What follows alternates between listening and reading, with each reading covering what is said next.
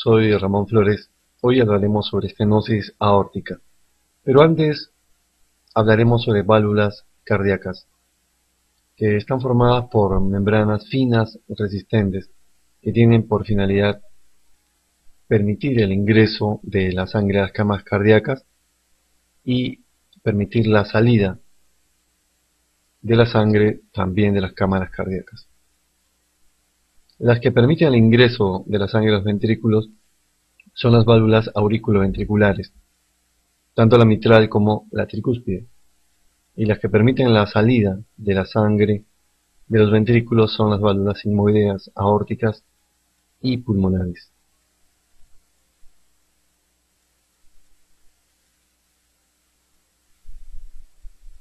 El endotelio que reviste estas válvulas es el mismo que reviste internamente el miocardio, es decir, el endocardio. Ahí tenemos el dibujo de la válvula aórtica, también conocida como válvula sigmoidea aórtica. Está formada por tres membranas. Estamos viendo dos anteriores y una posterior. Si observan bien la forma de la membrana, van a encontrar un gran parecido con un nido de golondrina. Las membranas de la válvula aórtica, a diferencia de las válvulas auriculoventriculares, no están sujetas a cuerdas tendinosas. Empecemos ahora el tema en sí sobre estenosis aórtica. Aquí tienen la definición.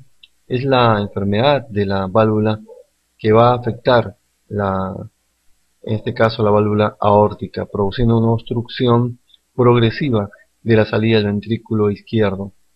Esta obstrucción progresiva de la salida del ventrículo izquierdo va a repercutir sobre el ventrículo izquierdo, alterando las presiones, alterando los diámetros normales. Y también por fuera de la obstrucción va a repercutir sobre la circulación. Esta estenosis aórtica va a producir una disminución muy significativa del gasto cardíaco. ¿Cuál es la etiología más frecuente? Va a depender del lugar. Aquí en nuestro país, Perú, la causa más frecuente es la secuela de enfermedad reumática, que puede aparecer después de 10, 20, incluso 30 años. En este caso, es necesario indagar la historia, ya sea en la juventud, adolescencia o niñez, de fiebre reumática, si ha tenido poliartritis. Además, si ha tenido faringoamigdalitis a repetición, tratando de documentar la infección por Streptococcus pyogenes, el Streptococcus beta hemolítico del grupo A. En los países desarrollados la etiología es otra, es la degenerativa, que se va a producir por los mismos factores de riesgo de aterosclerosis. La fiebre reumática suele comprometer generalmente tanto la válvula aórtica como la mitral. Por lo tanto, si se encuentra un paciente que solamente tiene compromiso aislado, independiente de la válvula aórtica y sin compromiso de la válvula mitral, se podría decir que la etiología es no reumática. Otra etiología es la congénita. Destaca la válvula bicúspide. De la estadística, según las estadísticas, el 2% de la población va a presentar válvula bicúspide. Esta válvula bicúspide puede llevar a asociarse a dilatación o a ruptura de la válvula, al producir una deformación progresiva. El 10% de pacientes con válvula bicúspide tienen historia familiar. Algún familiar de primer grado también tiene lo mismo. Podría también presentarse una válvula unicúspide, una sola membrana, y la localización es por encima de la válvula o por debajo de la válvula, supravalvular o infravalvular. Hay otras enfermedades que pueden llevar a estenosis aórtica: lupus eritematoso sistémico, hiperlipidemia familiar congénita. La miocardiopatía hipertrófica obstructiva puede confundirse con estenosis aórtica. En este caso hay una estenosis subaórtica hipertrófica. Para poder diferenciar de estenosis aórtica se pide al paciente que realice la maniobra de Valsalva, como es que tome aire profundo y que puje. Así consiste la maniobra de Valsalva. En este caso, si es una estenosis aórtica, el soplo disminuye con la maniobra de Valsalva. En cambio, si es una miocardiopatía hipertrófica obstructiva, el soplo no va a disminuir con la maniobra de Valsalva. Hablemos sobre la fisiopatología. Para determinar el grado de severidad de la estenosis aórtica necesitamos dos parámetros. En primer lugar, determinar el área valvular y en segundo lugar, la gradiente transaórtica, la gradiente de presión entre la arteria aorta y el ventrículo izquierdo. De acuerdo a los valores del área valvular podemos ver qué grado de estenosis aórtica tiene, si es leve, moderada o severa. Leve, la gradiente se encuentra a un valor mayor a 1.5 centímetros cuadrados. La moderada de 1 a 1.5 centímetros cuadrados y la severa menos de 1 centímetro cuadrado. Hay un nivel crítico, el punto crítico es menor de 0,7, donde todos los pacientes ya van a presentar sintomatología. La gradiente transaórtica también puede indicar severidad cuando es mayor de 50 milímetros de mercurio. Continuemos con la fisiopatología. Se va a presentar un engrosamiento y fibrosis de los velos de la válvula aórtica. Esto va a producir una disminución del gasto cardíaco debido a que egresa, se expulsa menor cantidad a partir del ventrículo izquierdo. Se trata de un proceso que dura muchos años. Esta disminución del gasto cardíaco, la disminución de la apertura durante la sístole, va a llevar a cambios en el ventrículo izquierdo. Va a haber una hipertrofia del ventrículo izquierdo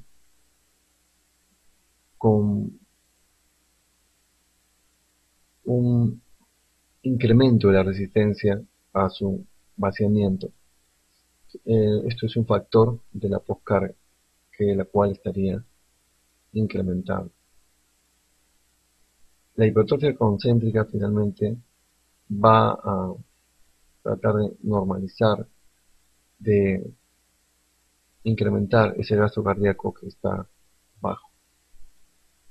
Y el paciente se va a mantener asintomático durante 2 a 4 años, por lo menos. Y cuando ya la gradiente transaórtica es menor de 0,7, ya el paciente presentará síntomas. Y todo paciente que presenta síntomas de estenosis aórtica tiene que ser operado. A propósito de síntomas, hablemos sobre síntomas de estenosis aórtica. Y lo resumimos con la mnemotecnia DAS: disnea, angina, síncope, esfuerzo. La disnea es una disnea progresiva, grandes esfuerzos, medianos y leves en reposo. Se acompaña de ortopnia, duerme con 2, con 3, con 4 almohadas incluso. Disnea paroxística nocturna. Todo esto forma parte de la disnea. Se va a presentar en las diferentes series en aproximadamente un 50%. También vamos a encontrar A es de angina. dolor retroesternal opresivo que se irradia al cuello, al maxilar, al brazo izquierdo. En este caso, no hay lesión de las arterias coronarias. Lo que sucede es que la gran hipertrofia del ventrículo exige mayor cantidad de sangre, exige mayor cantidad de oxígeno. Y por las razones ya mencionadas, porque el gasto cardíaco está disminuido, no se va a poder suplir este incremento de necesidad de oxígeno. El síncope de esfuerzo se entiende por síncope la pérdida brusca del conocimiento, debido a una disminución del flujo sanguíneo cerebral. Haremos el análisis respectivo en su debido momento. Expliquemos la fisiopatología de cada uno de los síntomas mencionados. La disnea se debe al incremento de las presiones en forma retrógrada, del ventrículo izquierdo a la aurícula izquierda y la aurícula izquierda al lecho veno capilar. El incremento de la presión capilar pulmonar en cuña. Este incremento de esta presión capilar va a producir edema, tanto en la pared alveolar como en el intersticio pulmonar. Y este edema va a alterar el intercambio normal entre oxígeno y CO2. Va a alterar la difusión. La angina, como ya ha sido mencionado, se debe a que la oferta no satisface la demanda del tejido hipertrofiado. El incremento de la presión sistólica del ventrículo izquierdo lleva a una disminución del flujo coronario subendocárdico. En cuanto al síncope de esfuerzo, va a deberse a la gran disminución del gasto cardíaco. Cuando se hace un esfuerzo, el cerebro va a necesitar mayor flujo sanguíneo, pero en este caso disminuye y por lo tanto lleva al síncope, por la disminución severa del gasto cardíaco y por la aparición como mecanismo compensador de vasodilatación.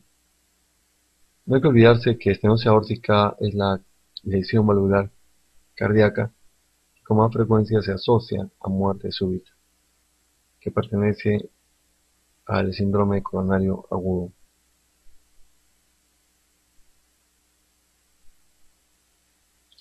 Veamos ahora los signos de estenosis aórtica. El signo más característico es el del pulso.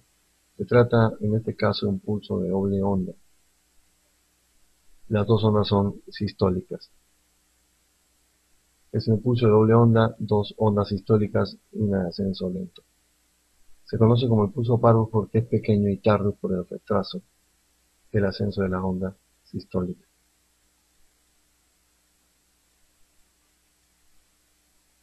En el precordio encontraremos primero que hay un impulso ventricular izquierdo que está en relación a hipertrofia ventrículo izquierdo.